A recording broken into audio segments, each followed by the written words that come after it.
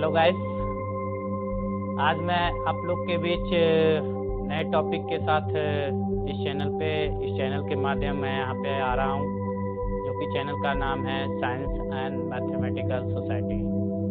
जैसा कि मैं आप लोग से मेरी पहली आग्रह रहती है कि अगर आप मेरे चैनल पर आप नए हैं तो प्लीज़ मेरे चैनल को सब्सक्राइब कीजिए, बेल आइकन को प्रेस करके रखिए, जिससे कि आपको सारी नोटिफिकेशन आता रहे, आप लोग के पास पहुंचता रहे, जिससे कि आप मेरे वीडियो से वंचित ना हो पाएँ, आप मेरे वीडियो को अच्छी तरह से देख पाएँ। और मेरी एक भी आप लोग से आग्रह रहेगी कि प्लीज़ मेरे वीडियो को अंत तक देखिए। आपको अंत तक देखने पर बहुत ही लाभ होगा, बहुत ही। जैसा कि आज में जो मेरा टॉपिक है, इसके पहले मैं पॉलिनोमियल के कुछ एल्गोरिथम का विभाजन के बारे में प्रीवियस क्लास में मैं बताया था।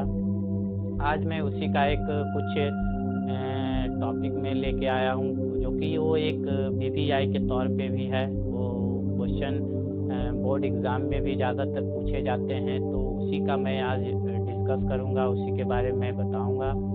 तो प्लीज़ अगर मेरे चैनल पर आप नए हैं तो प्लीज़ सब्सक्राइब कीजिए और बेल आइकन को दबाइए और हमें ज़्यादा से ज़्यादा लाइक कीजिए। तो जैसा कि मैं यहाँ पे आप लोग को बोर्ड पे दिख रहा होगा कि जैसा यहाँ पे लिखा हुआ है कि एल्गोरिथम विभाजन कहा जाए, जो हम बात करने वाले हैं, जो कि वीवीआई क्वेश्चन की बात कर रहे थे। तो यहाँ पर वीवीआई क्वेश्चन अगर आपको दिमाग में अगर आप प्रीवियस क्लास की आप बात करें तो उसमें आप पढ़ रहे थे कि विभाजन किस तरह से करें। और उसके पहले प्रीवियस क्लास के नेक्स्ट जो अगले वाले जो प्रीवियस माने तो उसमें था कि पॉलिनोमियल का जो मैंने ये गुणनखंड और शून्यक का सत्यापन किया था, उससे मैं दोनों को रिलेटेड करके इस क्वेश्चन को मैं सोल्व करूंगा और मैं बताऊंगा आप लोग के बीच। जैसा कि यहाँ पे लिखा हुआ है कि अगर आपको मन में एक सवाल होनी चाहिए, मन में सवाल उठनी चाहिए कि हम तो इस चैप्टर में बना रहे हैं, शायद एक विभाजन तो हमें अलजेब्रिक विभाजन आएगा या अलजेब्रिक डिवीज़न आएगा तो उसको तो हम सोल्व कर देंगे। लेकिन एक ऐसा कुछ हो सकता है, मान लिया जाए एक सिंपल रहेगा तो उसको तो मैं डिवीज़न के द्वारा मैं बता सकता हूँ, बना सकता हूँ। लेकिन एक बात आती है, ये भी दिमाग में आना चाहिए कि अगर आपको बहुपद में दो शून्यक दिया रहे और पी ऑफ एक्स आपको वाकिफ करा दिया हूँ, बता दिया हूँ कि पी ऑफ एक्स क्या कहते हैं, जी ऑफ एक्स क्या कहते हैं, क्यू ऑफ एक्स क्या कहते हैं, उसके बारे में मैंने आप लोग को बहुत ही अच्छे तरीके से समझा दिया हूँ, बता दिया हूँ। तो उसका मैं ज़्यादा चर्चा नहीं करूँगा, सीधे मैं जो क्वेश्चन लिखा हूँ उसके बारे में मैं बताऊँगा। तो पी ऑफ एक्स भी दिया रहे तो उसको हम कैसे एल्गोरिथम विभाजन बनाएंगे, और जो मेरा शून्यक रहेगा, जो बचे हुए शून्यक रहेगा, जैसे कोई इसमें दो शून्यक दिया हुआ रहेगा और दो शून्यक जो बचा हुआ शेष रहेगा, उसको निकालने के लिए कैसे हम निकालेंगे, उसी चीज़ पे बात पे आज मैं चर्चा करूँगा, बताऊँगा।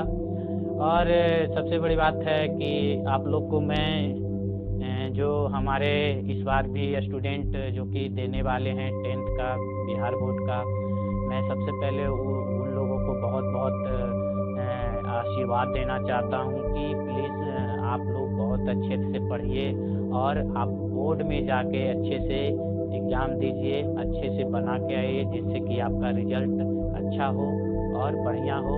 आप लोग बहुत अच्छे तरीके से मेहनत कीजिए और बिहार का नाम गौरव कीजिए।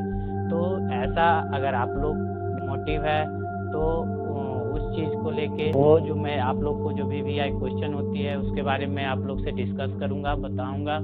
जैसा कि यहाँ पर कुछ क्वेश्चन दिख रहे हैं, जैसा कि यहाँ पे क्वेश्चन आप देख रहे हैं कि मैंने लिखा हूँ कि 2x⁴ और -3x³ -3x² + 6x - 2, ये तुम्हारा जो दिया हुआ है पी ऑफ एक्स का टर्म में दिया हुआ है, और बोला है कि सभी गुणांक ज्ञात कीजिए। गुणांक करने का मतलब जो शून्यक, जो इसका एक गुणांक होगा, शून्यक होगा, उसका ज्ञात करने के लिए बता रहा है। ज्ञात कीजिए यदि आपको दो शून्यक इसमें दिया हो, दो शून्यक क्या किया हो इसमें दिया हो, एक शून्यक √2 और एक शून्यक -√2 दिया हो, तो इस कंडीशन में हम इसको कैसे सोल्व करेंगे और किस तरह से बनाएंगे। तो सबसे पहले मैं बात करूंगा, पहले जो मैंने शून्यक के बारे में द्विघात समीकरण में मैं बताया था कि अगर शून्यक दिया हो तो द्विघात समीकरण कैसे बनाते हैं, तो उस चीज़ पे थोड़ा सा चर्चा कर लूँ कि कैसे किया जाता है, कैसे बनाया जाता है। अगर वो आपको दिमाग में है या आप उसको एक बार रिकॉल कर सकते हैं कि किस तरह से हम उसको हल करते थे। जैसा कि यहाँ पे मैंने बात किया था कि एक शून्यक दिया हुआ है, शून्यक 2 दिया हुआ है और इसको हमको जो बचा हुआ शून्यक है उसको भी हमें ज्ञात करनी है और इसको एल्गोरिथम विभाजन के थ्रू हमको ज्ञात करनी है। तो जैसा कि मैं यहाँ पे सीधा क्वेश्चन को हल कर रहा हूँ, यहाँ पे ध्यान दीजिएगा कि कैसे मैं हल करता हूँ। यहाँ पर मैंने हल लिखा है, तो यहाँ पे लिखा हुआ है कि एक शून्यक दिया हुआ है। एक शून्यक करने का मतलब है कि एक x का वैल्यू दिया हुआ है √2 और एक x का वैल्यू दिया हुआ है -√2।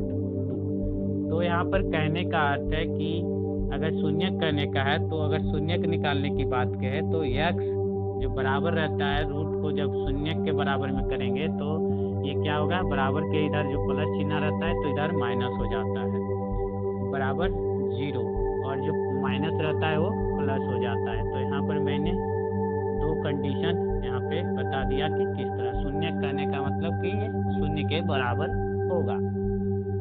अब बात आती है कि 2 शून्यक तो दिया हुआ है, तो इसमें हमको ये तो पता है कि p ऑफ x दिया हुआ है। तो एल्गोरिथम अगर हम विभाजन पढ़ रहे हैं तो उसमें p ऑफ x और g ऑफ x, तब हम उससे q ऑफ x और r ऑफ x निकालने का काम करते हैं। तो यहाँ पर मैंने जो मेरा 2 शून्यक है इससे मैं हम g ऑफ x निकालने का काम करेंगे। देखिए g ऑफ x किस तरह से निकाला जाता है। जो मेरा 2 शून्यक दिया हुआ है दोनों को हम क्या करते हैं, मल्टीप्लाई करते हैं, दोनों को हम मल्टीप्लाई करते हैं। जैसा कि यहाँ पे देखिए एक दिया हुआ है x -√2 और एक दिया हुआ है x +√2। तो एक हम अलजेब्रा अगर आप लोग नहीं पढ़े हैं तो प्लीज़ मेरे वीडियो सेक्शन में जाके आप अलजेब्रा का फार्मूला भी देख लीजिएगा, जिससे कि आपको यहाँ पे पढ़ने में कोई समस्या ना हो। तो प्लीज़ मेरे वीडियो पे जाके आप ज़रूर देखिएगा। जैसा कि यहाँ पर एक प्लस और एक माइनस का चिन्ह दिया होता है। एक हम फार्मूला पढ़े थे a² - b² बराबर होता है a + b × a - b होता है। तो सेम कंडीशन ये फार्मूला पर ये बैठा है। तो यहाँ पर मैंने इसको मान लिया a, इसको मान लिया b, इसको मान लिया a, इसको मान लिया b। देखिए a + b, a + b, a - b, a - b। तो इसका क्या हुआ फार्मूला, a² - b²। तो यहाँ पर मैंने x का स्क्वायर और -√2 का स्क्वायर लिखा, तो ये मेरा बन गया x² और -2। तो ये मेरा g ऑफ x निकल के आ गया। बात आती है कि अब तो g ऑफ x निकल गई है। g ऑफ x निकालने के बाद अब हमको क्या निकालना है, बच्चे जो मेरा 2 और है पूर्णांक जो है उसको निकालना है, या बोल सकते हैं 2 और शून्यक निकाल सकते हैं इससे। तो जैसा कि हमें p ऑफ x दिया हुआ है और g ऑफ x हमें निकल गया है, तो हम डायरेक्ट उस पर हम विभाजन एल्गोरिथम के द्वारा हम क्या करेंगे, उसको विभाज करके देखेंगे। बाकी जो q ऑफ x निकलेगा उसके बाद फिर उससे हम गुणनखंड या जिसको हम इंग्लिश में बोलते हैं फैक्टर करेंगे। फैक्टर करने के बाद जो बचे हमें 2 शून्यक है उसको हम निकालने का काम करेंगे। तो प्लीज़ इसको आप शॉर्ट स्क्रीन ले सकते हैं, शॉर्ट स्क्रीन लेके रख सकते हैं। आगे प्रोसेस से यहाँ पे मैं सोल्व करूँगा कि किस तरह से सोल्व किया जाता है। जैसा कि यहाँ पे हमें p ऑफ x पता चल गया और g ऑफ x पता चल गया। यहाँ पर मैंने दोनों को सोल्व कर लिया। सोल्व करके यहाँ पे लिख देता हूँ p ऑफ x और g ऑफ x बराबर आया मेरा x² - 2। तो अब हम सीधा मैं ले चलता हूँ आपको कि कैसे विभाजन द्वारा इसे हम निकालने का काम करेंगे, क्योंकि हम लिखा हूँ ऊपर में कि एल्गोरिथम विभाजन बहुत बहुत इम्पोर्टेंट होता है ये बोर्ड के माध्यम से। इसे भूलिएगा नहीं, इसे ज़रूर दिमाग से बढ़िया से शांति दिमाग से इसको पढ़ने का काम कीजिएगा, जिससे कि आप कभी भूल नहीं सकते हैं। जैसे कि हम यहाँ पे जी ऑफ एक्स लिख रहा हूँ एक्स स्क्वायर माइनस 2, भाग लेना है किससे, तो पी ऑफ एक्स में, तो 2x पर power 4 minus 3x cube minus 3x square plus 6x minus 2।